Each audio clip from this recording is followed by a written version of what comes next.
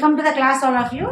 Today is 43, day 43, and today we are going to learn the vocabulary, how to talk.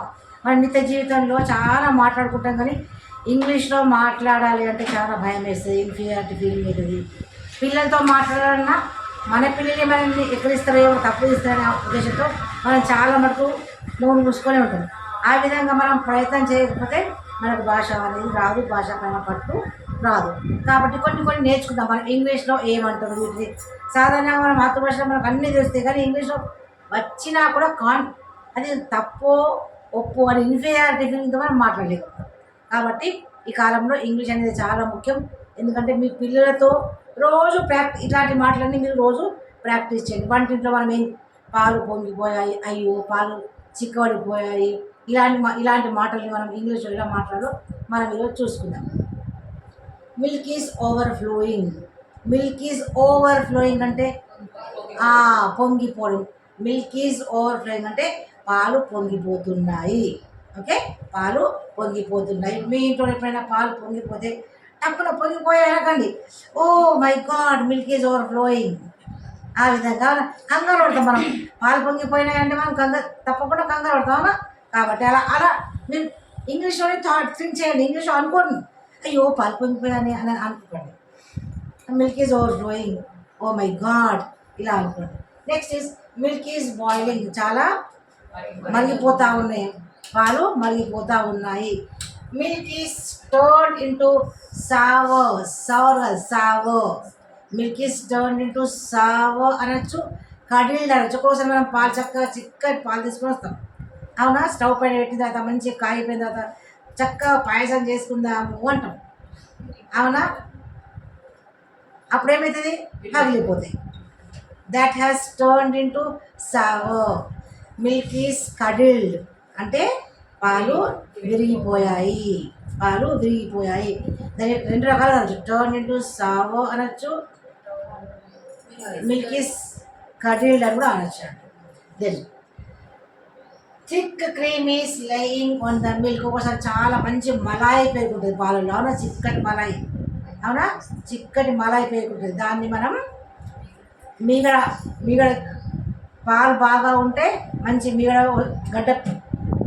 పేరుకుంటుంది కదా, దాన్ని thick cream, చాలా గట్టి cream, అవునా.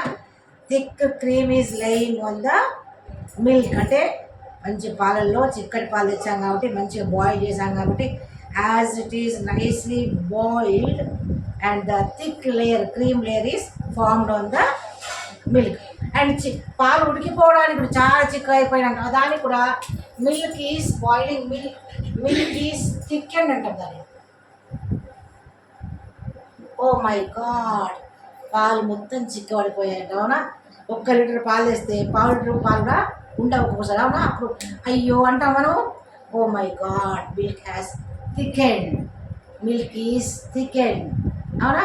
Milk has thickened, మొత్తం పాలన్నీ ఇరిగిపోయాయి, అవును, చిక్కబడిపోయాయి.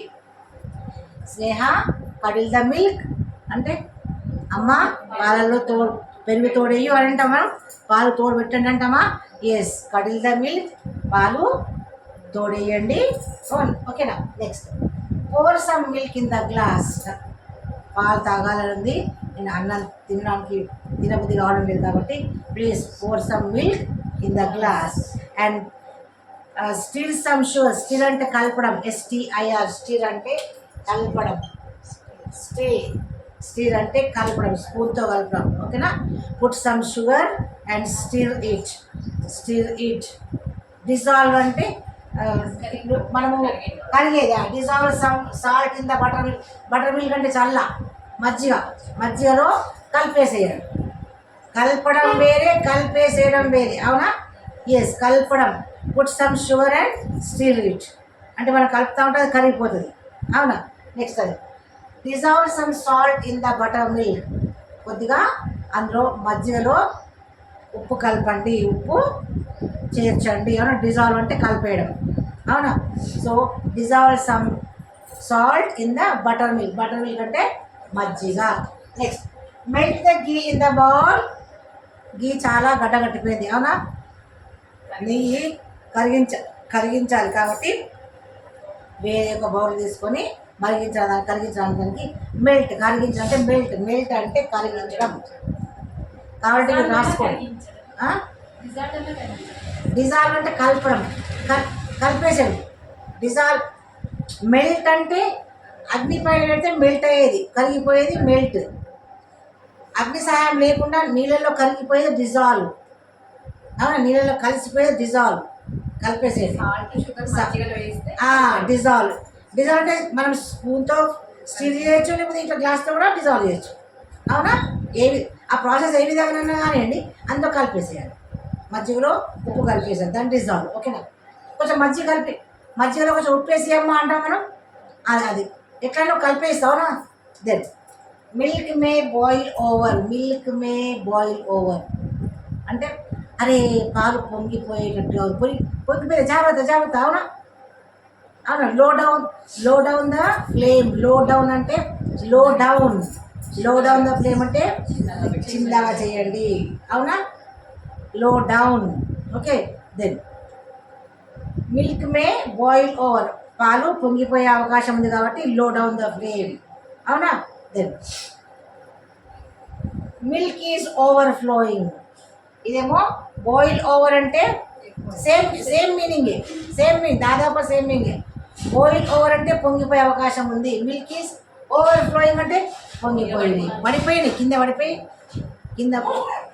మిల్క్ పొంగిపోయి కింద ఫ్లో అవుతా ఉంటుంది. That's why milk is over flowing. Then next, ఇప్పుడు ఇక్కడ రోజు దువ్వుకుంటాము. అవునా? మన వెంట్రుకలకి చిక్కు అవుతుంది. మరి నూనె పెట్టుకోవడానికి ఏమంటాము, చిక్కులు తీసుకోవడానికి ఏమంటాము, కొప్పు వేసుకుంటామా, ఆ కొప్పులు ఏమంటాము. ఇలా నాకు కూడా ఒక్కోసారి ఇట్లా వెంట్రుకలు మీరు టక్ చేసుకుంటారు. అవునా? దాన్ని ఏమంటాము. అవునా? Tuck your hair behind the ears. Okay, అట్లా ఆ విధంగా. Then Meena apply some oil on your put అని చెప్పండి. తలకి నూనె పెట్టుకోండి అని మనం తెలుగులో అంటాం. దాన్ని మనం ట్రాన్స్లేషన్ చేసే క్రమంలో నూనె పెట్టుకో అంటే పుట్ ఆయిల్ అని మనం అనుకుంటాం, కానీ అప్లై చేయడం. మనం తలకి నూనె అప్లై చేయడం. అవునా? తలకి నూనె అప్లై చేయడం కానీ, క్రీమ్ అప్లై చేయడం కానీ, ఫేస్కి ఏదైనా మాయిశ్చరైజర్ అప్లై చేయడం, ఇట్లాంటివన్నీ కూడా అప్లై అంటాం. పుట్ అనం. ఓకేనా? ఇలా అప్లై చేసేదన్నీ కూడా అప్లై. ఇలా పెట్టేవన్నీ కూడా మనము apply some cream, apply some oil, apply some body lotion, apply some moisturiser, apply some Vaseline ఇలా అంటాం. కానీ పుట్ అని ఎప్పుడు అంటాం. కాబట్టి తలకి నూనె పెట్టుకోవడానికి ఏమంటాం మనము, Meena apply some oil on your head. Prasanna apply some oil on your head. అవునా? Then your hair is messy or tangled. Messy అంటే చిక్కు అయిపోయింది. అవునా? మెస్సీ అంటే చిక్కుగా, మెస్సీ అనొచ్చు, ట్యాంగిల్ కూడా అనొచ్చు. అవునా? ట్యాంగిల్డ్ మెస్సీ అంటే అన్ని చిక్కులు అయిపోయాయి. అవునా? ఎప్పుడైనా హెయిర్ అనేది సింగులర్ కానీ హెయిర్స్ అని అనదు. ఇది అన్కౌంటబుల్ నౌన్ కదా. ఇది హెయిర్స్, ఒక్క హెయిర్ ఉన్న హెయిరే, ఎన్నున్నా హెయిరే. కాబట్టి ఇది అన్కౌంటబుల్ నౌన్. కాబట్టి దీనికి ప్లూరల్ అనేది ఉండదు. Hair. Your hair is messy or your hair is tangle. Tangle అంటే చిక్కు పడిపోవడం. మెస్సీ అంటే కూడా చిక్కే. మెస్సీ అంటే చిక్కు కూడా కావచ్చు, చిందర వందర కూడా కావచ్చు. చిందర వందర కూడా ఒక్కోసారి మన హెయిర్ అంతా ఎర్లీ మార్నింగ్ లేచిన తర్వాత ఎలా ఉంటుందో ఒకసారి ఊహించుకోండి. దాన్ని మెస్సీ అంటే చిందర వందర అయిపోయింది హెయిర్ అంతా. ఆ మెస్సీ హెయిర్లో చిక్కులు కూడా ఉంటాయి. అవునా కదా? అట్లా వృద్ధం లేవని అంత యూనిఫామ్గా ఉండదు, దాన్ని మెస్సీ అంటారు. ట్యాంగిల్ అంటే చిక్కు. Next, comb it and untangle them. Tangle అంటే చిక్కు, అన్టాంగిల్ అంటే చిక్కులు తీసేయడం. Now you comb your hair, Prasanna you comb your hair and untangle them. చిక్కులు తీసేసుకోండి. చిక్కులు తీసుకోవడానికి ఏం చేయాలా? We have to comb with our comb. అవునా? కామ్ అన్న దువ్వడమే, దువ్వెనని కూడా కామ్ అని అంటారు. కానీ ఇది బీ సైలెంట్గా కామ్ అనద్దు.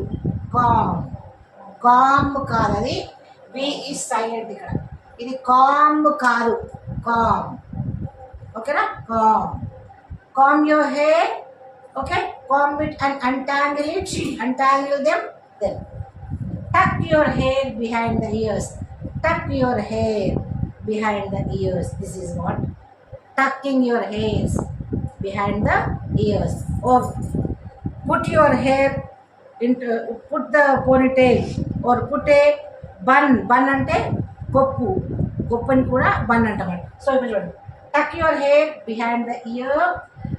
Tie up your hair or put the ponytail or otherwise or put a bun.